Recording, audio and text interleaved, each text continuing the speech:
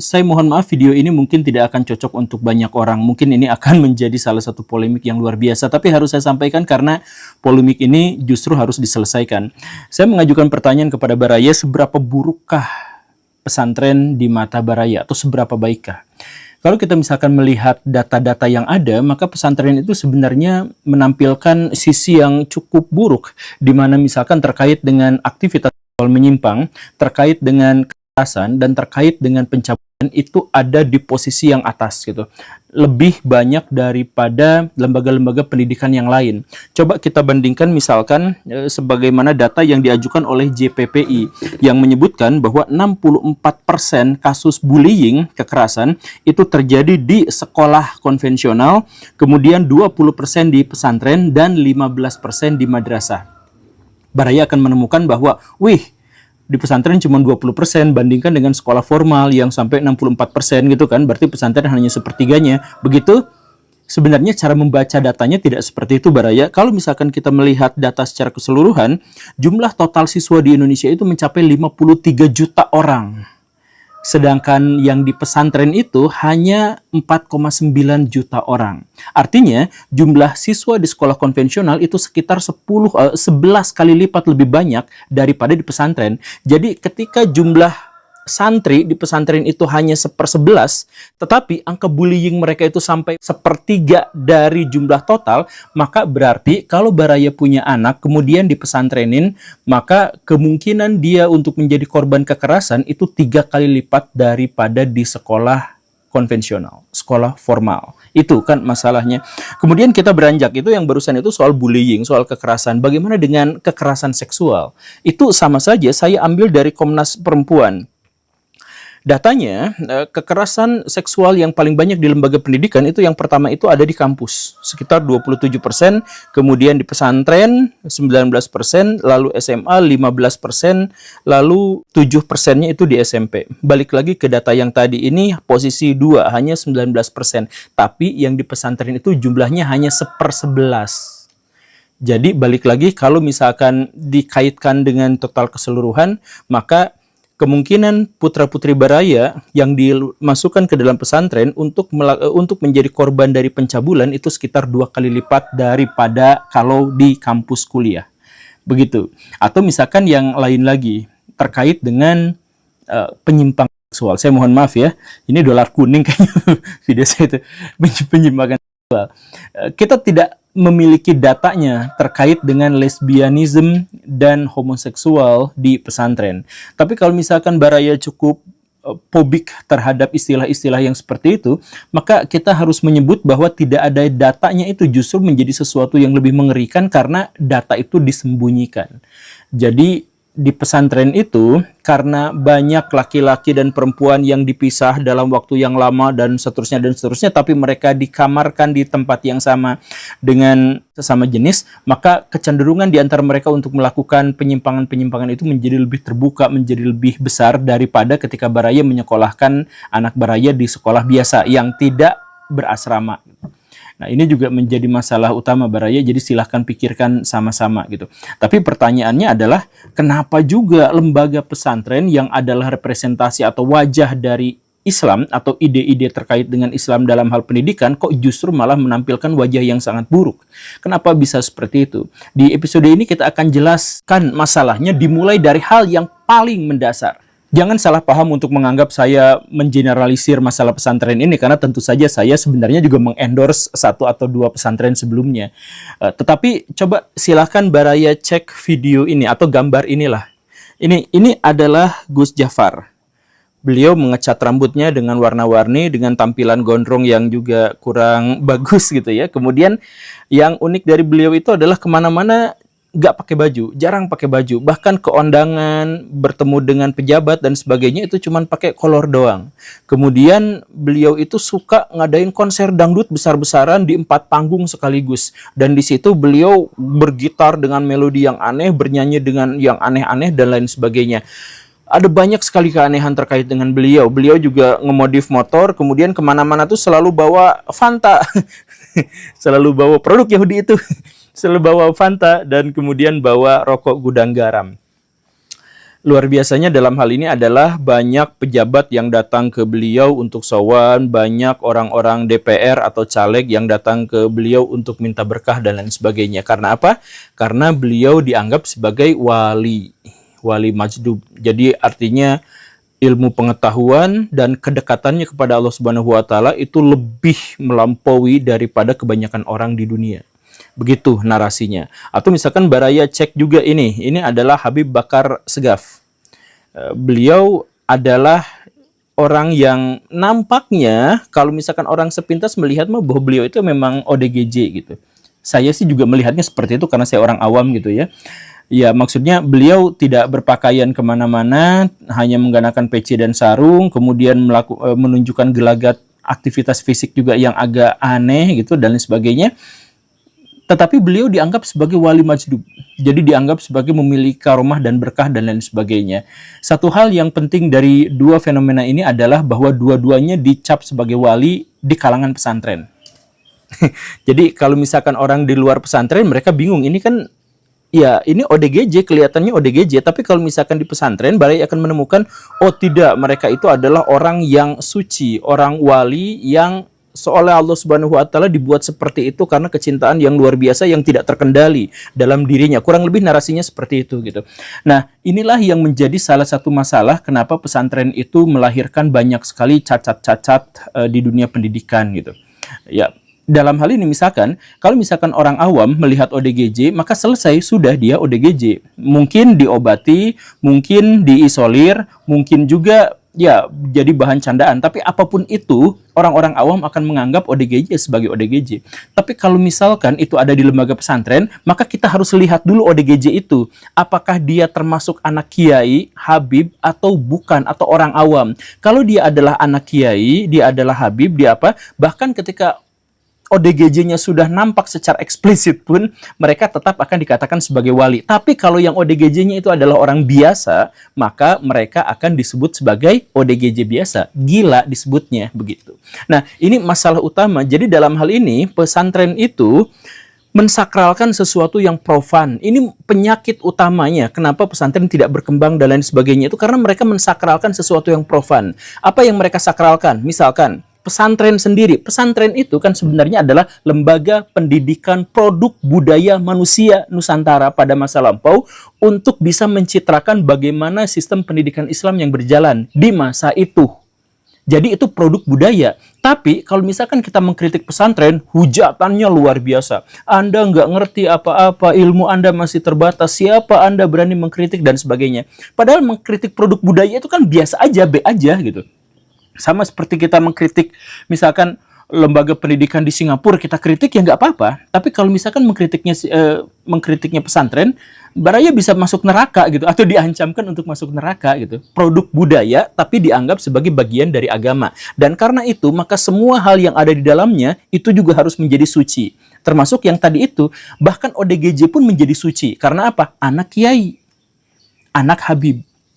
Kalau anak habib ya pasti habib juga, atau anak ya atau gus atau yang semacam itu. Begitu.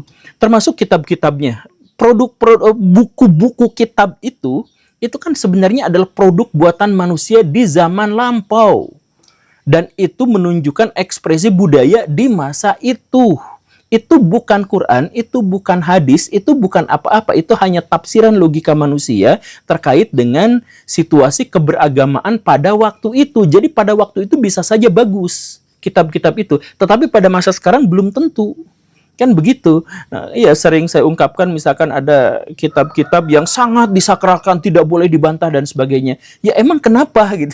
Kalau misalkan kita melihat tradisi modern dalam pendidikan, ya justru sesuatu itu bisa bermakna kalau misalkan kita mampu mengkritik padanya dan mereka bisa bertahan dari situ. Nah, di lingkungan pesantren itu kitab-kitab tidak boleh dikritik. Karena sakral, karena suci. Karena itulah maka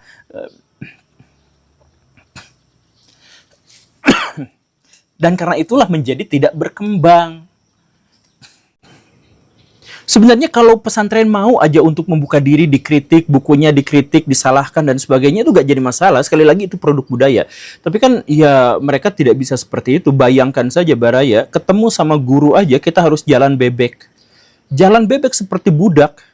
jalan bebek seperti budak, tidak boleh membelakangi dan sebagainya. Jadi semua adab, semua moral, semua etika yang dimaksud di lingkungan pesantren itu bukan soal kebaikan, tapi soal kebaikan kita pada guru. Jadi kita cium kaki guru, sujud di depan guru, kenapa? Itu adab. Apakah itu ada dalam Islam? Tidak. Itu adalah produk budaya masyarakat pada waktu itu di Nusantara yang masih feodal. Tapi kita cenderung untuk mengabaikan itu. Kita langsung aja menjudge bahwa itu adalah bagian dari tradisi Islam yang sakral gitu. Jadi bayangkan sekarang Baraya, yang bukan Islam diperlakukan secara sakral sesuai dengan ciri-ciri keislaman. Akhirnya apa? Akhirnya mereka dinaikkan dan Islam dijatuhkan. Jadi gonggongan ejekan terhadap Islam menjadi semakin masif karena ya itu yang dicontohkan. Ini Islam tuh gini loh, sujud di depan ustadz, cium kakinya, makan bekas makanannya dan lain sebagainya, kan seperti itu gitu. Bahkan ODGJ pun kalau misalkan dia anak ustadz, maka dia harus dimuliakan setinggi-tingginya. Kata-katanya yang paling tidak jelas pun akan dicarikan maknanya. Oh ini gini, misalkan gini ya, ODGJ yang tadi gitu ya, yang wali tadi itu. Dia ngomong bahwa, wah Indonesia mah ada di Amerika gitu ya. Itu kan salah. Tapi orang-orang itu akan berusaha sekuat tenaga mengkhianati logikanya untuk ini maksudnya, ini tafsirnya sesungguhnya adalah begini gitu. Ketika ada Habib yang makannya tuh aneh gitu, oh itu sedang berzikir, jadi orang awam nggak akan bisa lihat. Jadi bagaimanapun kita udah bisa menerka bahwa itu adalah sesuatu yang salah, tapi kemudian disingkirkan. Pokoknya tidak boleh berpikir dengan cara seperti itu, harus berpikir bahwa dia itu adalah orang suci gitu. Jadi pisau okam itu tidak akan berlaku sama sekali di sini gitu. Nah, termasuk juga dalam hal ini kalau ada guru ngajinya atau kiainya, misalkan saya mohon maaf, melakukan pencabulan kepada muridnya, itu semuanya pakai label agama. Dan karena disakralkan, maka santri-santrinya itu tidak memiliki keberanian dan kewenangan untuk melawan. Coba misalkan kemarin, ada santri yang dicabuli oleh gurunya, padahal sesama laki-laki. Si gurunya itu ngomongnya apa? Ini namanya zikir zakar. Jadi untuk mencapai rahmat Tuhan, keberkahan, maka dilecehkan secara seksual dengan judul namanya zikir zakar gitu. Dan kalau Baraya bisa cek semua misalkan kasus pencabulan ustadz terhadap santrinya, itu dilabeli mulai dari itu. Karena apa? Karena guru tuh sakral. Ketika mereka minta hal-hal yang berbau seksual, mereka juga disucikan dan dibenarkan dan diiyahkan. Itu kan, coba kalau misalkan tidak ada masalah yang pensakralan terhadap manusia, pensakralan terhadap hal-hal yang profan, itu sebenarnya udah selesai masalahnya tuh. Nah, ini dilapisi bahkan menjadi lebih besar lagi dengan logika mistik. Logika mistik itu adalah menggantungkan argumentasi kita pada sesuatu yang tidak bisa dibuktikan, pada sesuatu yang gaib. Jadi misalkan kemarin ya, kenapa terjadi kebakaran di Amerika Serikat, di LA? Oh, penyebabnya adalah Donald Trump ngomong ngejelek-jelekin Palestina. Jadi Donald Trump ngomong, dampaknya adalah kebakaran LA. Ini kan sebenarnya nggak nyambung, nggak ada kausalitasnya di sini tuh, nggak ada hubungannya di sini. Bahkan kalau misalkan kita ambil yang lebih nggak nyambung aja, tetap jadi misalkan gini lah. Kalau misalkan Donald Trump memang menjadi penyebab dari kebakaran, kenapa yang kebakarannya itu bukan Israel? Kenapa kebakarannya itu bukan Washington DC? Kenapa kebakarannya bukan Texas misalkan? Yang di situ adalah pemuja Zionis semua. Kenapa LA yang kebakaran? Padahal LA itu di sana banyak sekali muslimnya dan banyak sekali orang yang pro terhadap Palestina. Kan begitu kan mikirnya itu di situ. Tapi kan mereka gak mikir karena logika mistika. Jadi segala sesuatu. Kenapa kamu misalkan belum dapat jodoh terus? Ya karena jodoh saya yang dekat pun diambil sama orang lain lewat guna-guna. Kenapa dagangan kamu itu nggak laris? Ya karena rezeki mah kan sudah ada yang atur. Saya juga sebenarnya ada rezeki yang atur, tapi dia pakai penglaris, saya diguna-guna dan lain sebagainya. Logika mistika itu sebenarnya Baraya sangat-sangat berbahaya. Nah, seperti yang dikatakan Tan Malaka, kalau dia ada di dalam satu bangsa, bangsa itu nggak akan maju selamanya. Kalau logika mistikanya kuat. Kenapa seperti itu? Karena mereka menghilangkan kausalitas logika paling dasar dalam menyelesaikan masalah. Jadi misalkan gini nih ya, kalau saya dagang bakso gitu ya. Kemudian di sebelah saya ada yang jualan bakso juga. Yang dia laku keras, yang saya tidak laku. Kalau misalkan menggunakan logika formal, saya akan berpikir, kok dia laku saya nggak laku? Maka kemungkinannya adalah mungkin bakso saya kurang enak, mungkin pelayanan saya kurang manis, mungkin tempat saya kurang strategis, dia ininya lebih gede gitu ya, apanya itu teh, si bannernya, sedangkan saya lebih kecil, kan dia akan berpikir hal-hal yang seperti itu. Itu logika formal, sebab akibatnya jelas. Kalau misalkan saya nggak laku, mungkin potensinya adalah pelayanan saya tidak baik. Nyambung kan? Tapi kalau misalkan diajarkan di pesantren logika mistik, kenapa kamu dagangannya nggak laku? Ya karena dia mau menggunakan ini penglaris itu yang ada kucing di gini-gini itu, ya dan lain sebagainya. Akhirnya apa? Dia tidak menemukan solusi dari dagangan baksonya yang tidak laku. Selamanya aja menjadi seperti itu. Dan itu kan yang diajarkan di pesantren. Coba Baraya misalkan ke pesantren. Sekali lagi gak semua ya, saya nggak mengeneralisir. Saya nge-endorse pesantren di beberapa tempat gitu. Tapi balik lagi, misalkan Baraya datang ke pesantren, apa yang dilakukan? Baraya ngeluh ke sana, Pak, saya tuh banyak utang. Apa yang mereka lakukan? Yang mereka lakukan adalah wirid ini sekian, dalam sehari sekian, sorenya sekian, maka utangnya pasti akan lunas. Pak, saya tuh dikejar-kejar debt collector. Bacakan doa ini. Kalau misalkan ketemu sama debt collector, bacakan ini kepada dia. Dia pasti kayak gitu kan. Pak, saya itu sekarang nggak punya pacar terus. Kenapa ya? Saya tuh pengen punya pasangan untuk digrepe-grepe, tapi kok saya tidak punya. Oh, kayak gitu. Ini doanya. Nah, jadi wiridnya itu adalah seperti ini. Kemudian melakukan ritual yang begini dan begitu. Itu yang diajarkan di banyak pesantren di Indonesia. Nah, itulah yang akhirnya menyebabkan orang yang miskin selamanya miskin, orang yang berhutang selamanya berhutang.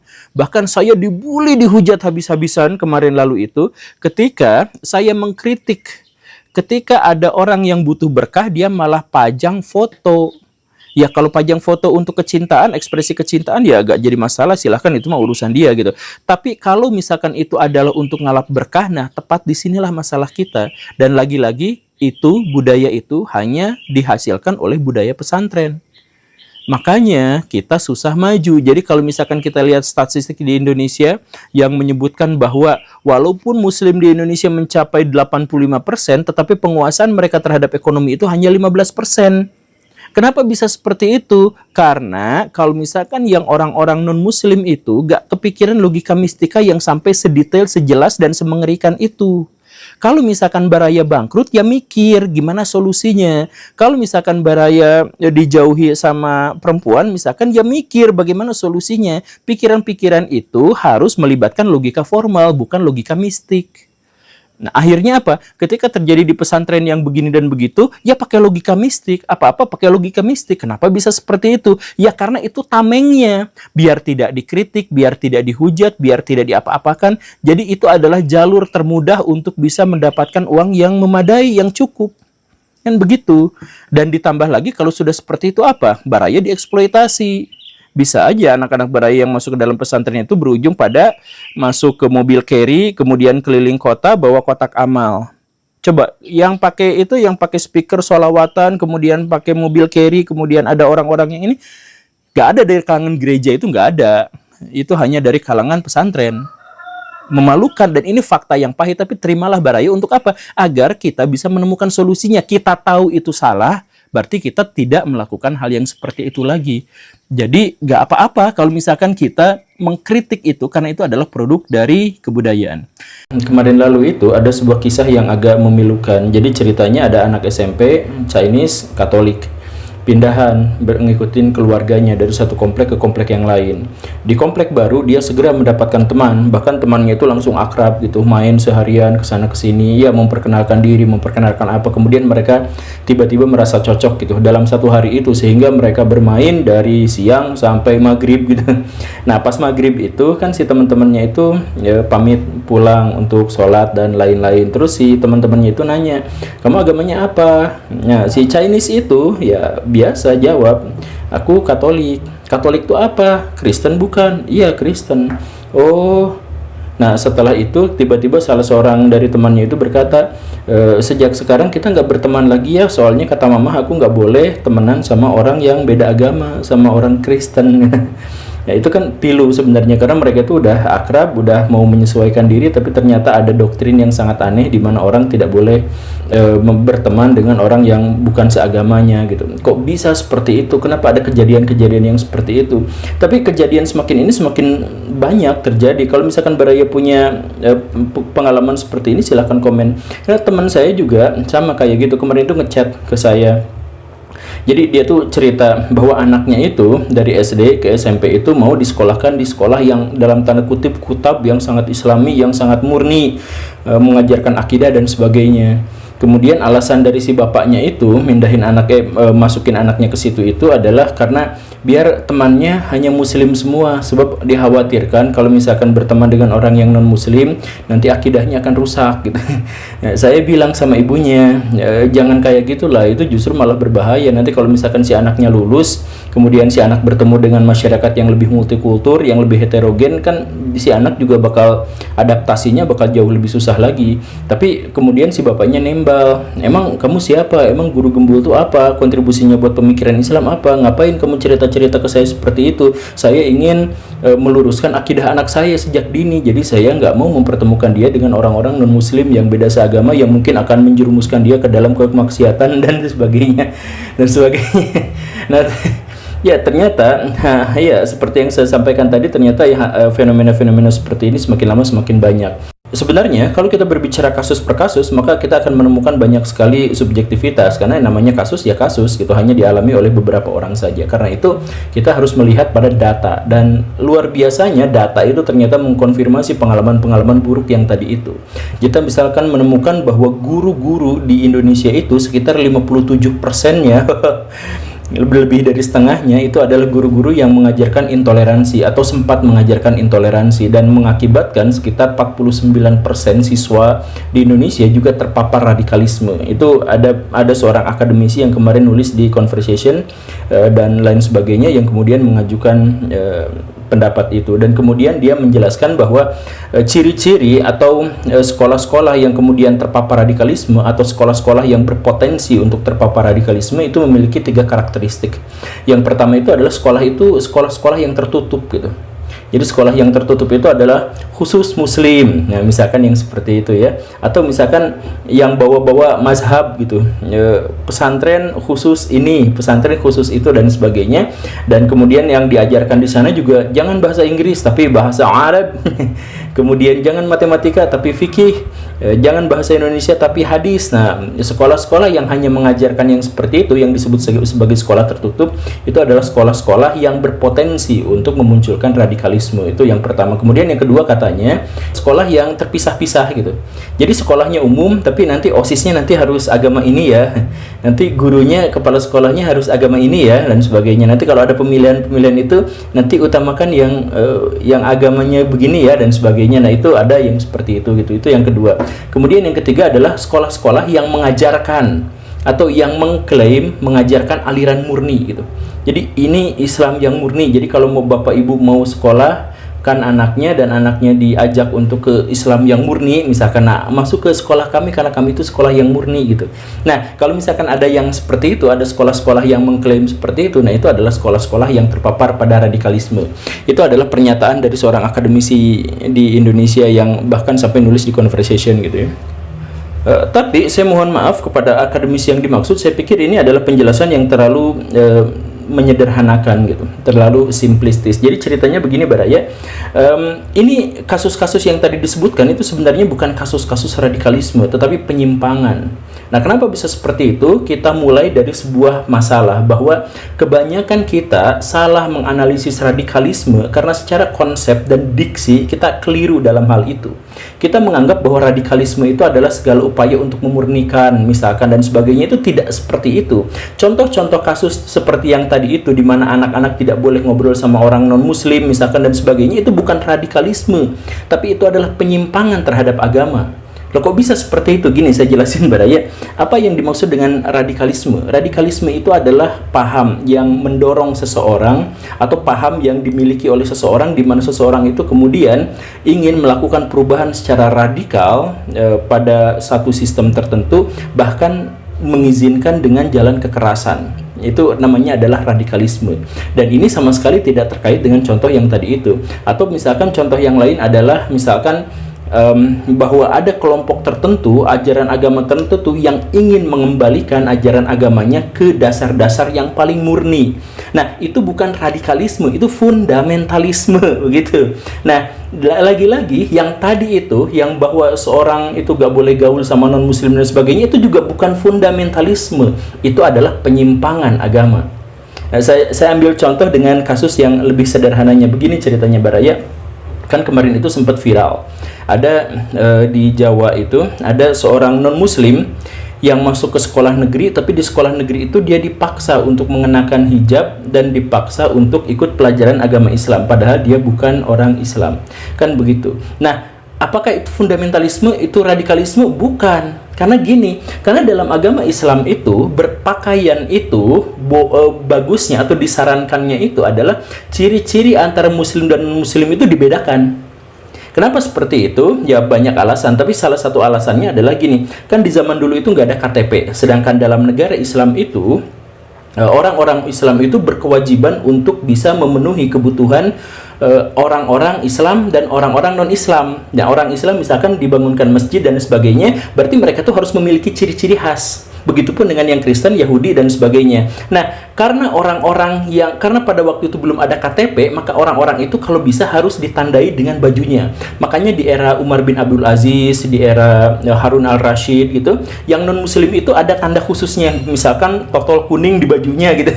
Misalkan ada yang seperti itu. Nah, artinya, tapi intinya bagaimanapun bahwa disarankan untuk ada pemisah antara Islam dan non-Islam. Ya kalau sekarang bisa kita perdebatkan atau kita diskusikan, tetapi di masa lalu caranya seperti itu, begitu. Nah, artinya apa? Artinya memang harus ada pemisahan. Nah, di sini ketika ada orang-orang yang orang Islam yang justru malah orang Kristen, orang Hindu, orang Buddha harus memakai hijab dan ikut pelajaran agama, itu sebenarnya penistaan pada ajaran agama Islam karena mencampur adukan agama. Kan agama itu dalam Islam benar-benar gak boleh dicampur adukan. Satunya gak boleh dipaksakan kepada agama yang lain, kepada orang lain. Yang kedua, dan tidak boleh dicampur adukan. Agama saya untuk saya, agama kamu untuk kamu. Nah, ini kenapa malah dicampur adukan? Kalau memang mereka benar-benar fundamentalis, kalau mereka benar-benar radikalis misalkan, maka mereka justru akan memisah. Yang perempuan muslim pakai kerudung, yang tidak dipersilakan tidak pakai kerudung. Itu fundamentalis. Karena dalilnya begitu. Nah, kalau mereka memaksa orang-orang untuk berhijab, maka itu adalah penyimpangan terhadap agama. Begitu. Atau contoh yang lain yang tadi itu ya, balik lagi ke yang tadi. Ada seorang siswa gak boleh gaul sama non-Islam gitu. Itu bukan fundamentalis, bukan radikalisme, itu adalah penyimpangan terhadap agama, penistaan agama. Nah, kenapa bisa seperti itu? Ya karena di zaman Nabi itu ngobrol gaul sama non-muslim, dan beliau juga punya sahabat-sahabat dalam tanda kutip, punya teman gitu ya, dari non-muslim. Kan begitu. Bahkan Nabi Muhammad sampai akhir hayatnya masih sering ngajak ngopi ngopi bareng di Masjid Nabawi sama orang-orang non-muslim. Ada dari orang Najran, ada orang dari Kristen Koptik, ada dari mana-mana. Kan di akhir itu Nabi Muhammad itu melakukan upaya untuk mempersatukan orang-orang Arab di seluruh jazirah gitu. Nah, itu yang muslim, yang non-muslim semuanya diajak ngobrol di Madinah untuk didakwahi, untuk apa dan sebagainya, tapi untuk ngobrol, untuk bikin kesepakatan damai dan sebagainya itu di masjid. Jadi biasa aja. Nah, jadi kalau misalkan ada orang yang mengajarkan jangan ketemu, jangan gaul sama orang non-muslim dan sebagainya karena nanti bisa merusak akidah, itu berarti penyimpangan karena menganggap bahwa Nabi Muhammad itu merusak akidah gara-gara gaul sama orang non-muslim gitu. Kan begitu. Nah, inilah yang saya bilang tadi, ini kesalahan kita karena kita itu sering misalkan mengatakan bahwa Wahabi, HTI, NII itu sama aja, sama-sama radikal, sama-sama berasal dari luar dan sebagainya gitu ya. Kemudian itu beda cerita semuanya Baraya. Ini khususnya Pak Abu Janda misalkan kan sering ngomong ini dari impor, dari ini Wahabi, HTI dan sebagainya itu harus kita libas. Padahal semuanya itu berbeda-beda ceritanya Baraya, dan bukan mereka yang radikal sebenarnya. Tapi Ketika Pak Abu Janda mengatakan seperti itu, beliau juga terpapar radikalisme sebenarnya dalam konteks itu, karena berusaha untuk memberikan pemahaman bahwa ini kami yang benar, yang lain salah, dan kemudian kita harus mengubah sistem sampai ke dasarnya dan sebagainya begitu ya. Ya, tapi kita lanjutlah. Nah, kalau memang ternyata sekolah-sekolah di Indonesia itu banyak yang telah melakukan penyimpangan dan sebagainya, kenapa bisa seperti itu? Dan kenapa harus didominasi oleh orang-orang Islam misalkan? Kenapa penyimpangan agama itu banyak yang dilakukan oleh orang-orang Islam? Ya, sebenarnya penyimpangan agama dilakukan oleh orang-orang Islam, ya ada benarnya memang kalau misalkan kita melihat statistik. Tapi ada juga kasus-kasus yang menunjukkan bahwa itu bukan hanya terjadi di dunia Islam, tetapi itu telah menular ke agama yang lain. Jadi misalkan di Kalimantan kita menemukan ada kasus di mana siswa 3 orang tidak boleh naik kelas. Walaupun mereka prestasi, walaupun mereka nilainya selalu bagus, tapi tidak boleh naik kelas gara-gara mereka ikut aliran Saksi Yehovah. Jadi gurunya yang beragama Kristen, guru agama, karena mereka semua kan Kristen dalam tanda kutip ya, guru agamanya beragama Kristen, kemudian guru agama itu menolak memberikan nilai kepada 3 siswa ini karena mereka dianggap sebagai Kristen yang sesat. Akhirnya karena itu anak-anak itu tidak boleh lanjut, tidak naik kelas karena tidak ada nilai agamanya. Itu ada kasus yang seperti itu. Yang menunjukkan apa dalam hal ini? Ternyata bukan hanya orang-orang Islam, ternyata radikalisme kalau memang mau disebut seperti itu, tapi yang lebih benarnya adalah penyimpangan agama itu bukan hanya terjadi di dunia Islam, di dunia pendidikan orang-orang Islam, tetapi juga terjadi di dunia orang-orang Kristen.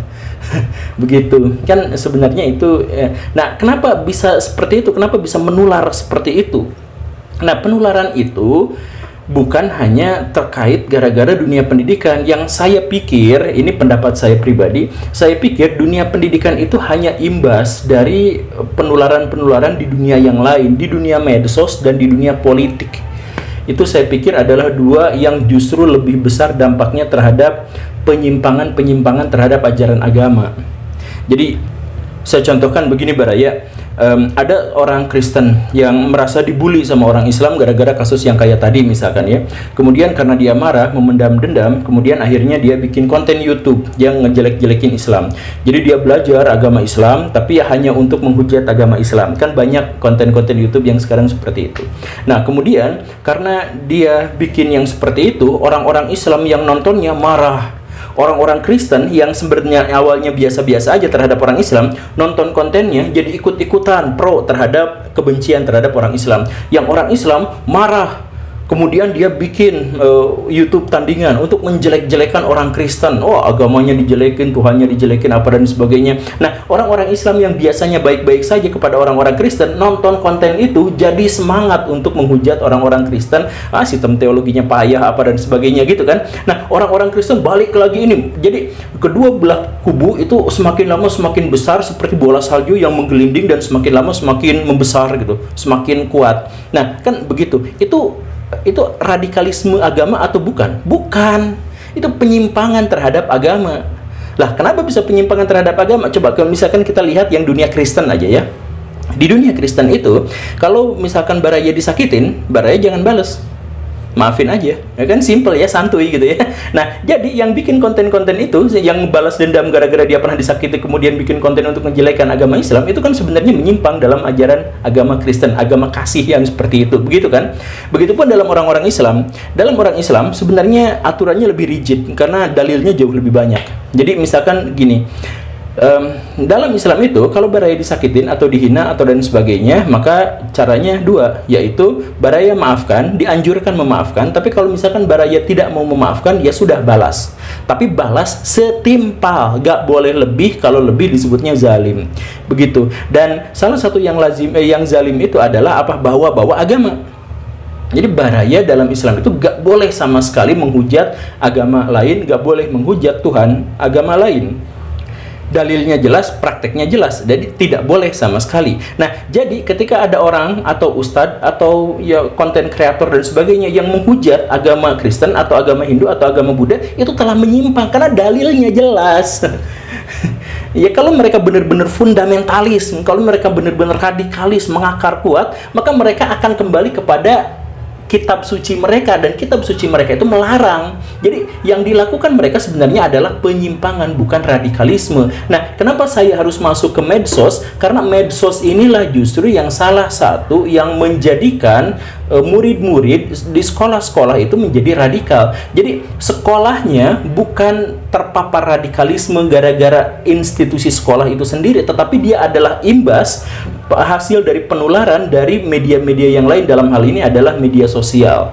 Begitupun dengan partai politik. Ya kita tahu lah kalau misalkan menjelang pemilu itu radikalisme semakin menguat di kedua belah pihak dan bawa-bawa agama juga gitu kan.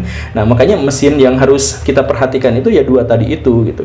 Jadi kalau misalkan ada yang mengatakan radikalisme di sekolah di Indonesia mengkhawatirkan, itu betul. Tetapi apakah gara-gara institusi lembaga pendidikannya saja? Bukan hanya itu. Iya itu, tapi bukan hanya itu. Itu adalah imbas dari masalah-masalah yang lebih besar, yang lebih kompleks, yang terkait dengan kegagalan kita dalam beradaptasi, dalam menghadapi keberagamaan dan keberagaman di Indonesia. Semoga kita semua bisa tersadarkan dan semoga kita bisa tetap beragam, tapi damai. Terima kasih karena sudah menyimak. Saya Guru Gembul. Assalamualaikum warahmatullahi wabarakatuh.